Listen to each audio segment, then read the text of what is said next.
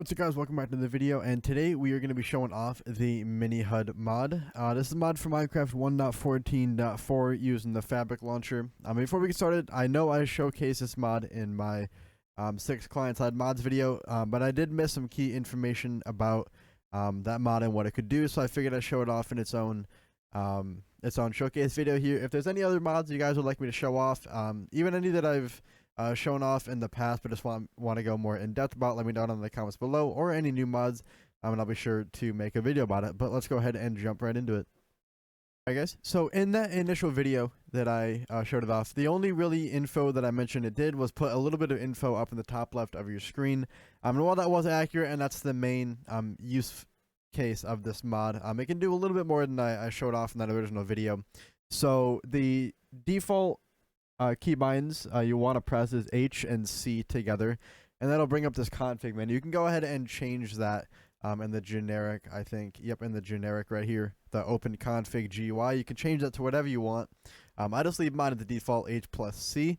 But the first thing I want to take a look at is these info toggles, and this will basically customize what's actually up in your top left. So you can turn out stuff like biome. There's a whole bunch of different stuff here: block position, and coordinates, difficulty, entities, what direction you're facing, FPS. There's a whole ton of different info here that's actually pretty useful. And then if you want to customize it even more, what you can do is go over to info line order. This will put it in different lines. So say I don't want my FPS up at the top, what I can do is go ahead and find it in the list, and it's 0, which means it would be at the top over anything. But if I go ahead and put this down to say 30, that should put it right down to the bottom. Now if I turn anything else on, you can see like entities would be above it because 21's less than 30, but something like distance would be under it. So you just want to go ahead and play with it, customize it how you want, just make the numbers big or small depending on where on the list you want it. But there definitely are some pretty cool and powerful stuff. And here, light level is a pretty cool one. We'll be getting more into a more useful light level thing in a minute here. The only thing I will mention is that slime chunk, it doesn't work all the time. You have to run, like it says here, you have to be an admin op and run the /e command every time.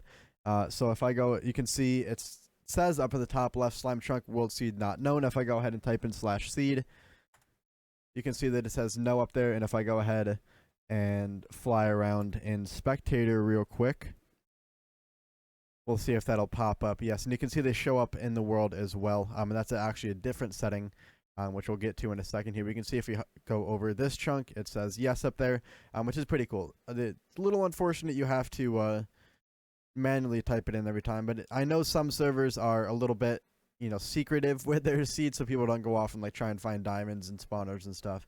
But if you're in single player, this should work just fine. And if you're in a multiplayer, we'll just make sure you're an op and run /seed every time you log in or change dimensions. So let's go ahead and look at some of the more useful features, if I do say so. So there's this renderer hotkeys over here. What these are separate settings that show up in the world. They actually render in the world, and you can see one of them already, which was the slime chunk. So if I go ahead and set this to say like P, for example, you can see whenever I click P, it toggles on and off the chunks, which is pretty cool. So I can just have this set to P all the time. Say I want to find slime chunks, I can go ahead and just toggle that on and off. Yeah, there's a lot more useful stuff in here. The other like big one is info light level. I can go ahead and set this to O. And if you go back down here and we click O, so if you're not a dummy like me, you would go over to the renderer hotkeys, not info hotkeys. I'm going to make sure you select the overlay light level instead of the info light level. But I set mine to O. You can set it to whatever you want.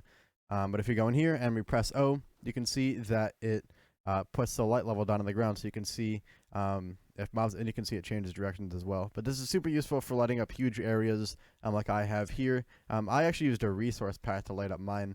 You can see whenever you find blocks that mobs could spawn on, it tells you the value, so you know, and it outlines them in yellow, which is pretty dope.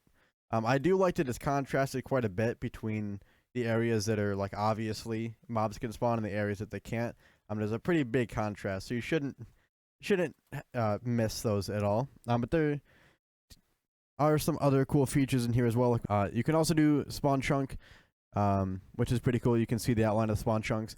But this mod just allows you to do a lot of really cool things to kind of customize your little mini F3 menu up here, which is pretty cool. So that'll be it for today. I just wanted to run down a quick video and just showcase some of the more in-depth stuff this mod could do. It will take some getting used to. You have to play around with it a lot. There's a ton of features in here that I think you guys would enjoy. But yeah, that'll be it for me today. Hope you guys enjoy it. Like I said, if there's any other or mods you want me to go over in other videos, let me know down below. And I will be sure to go over those. And I'll see you guys next time.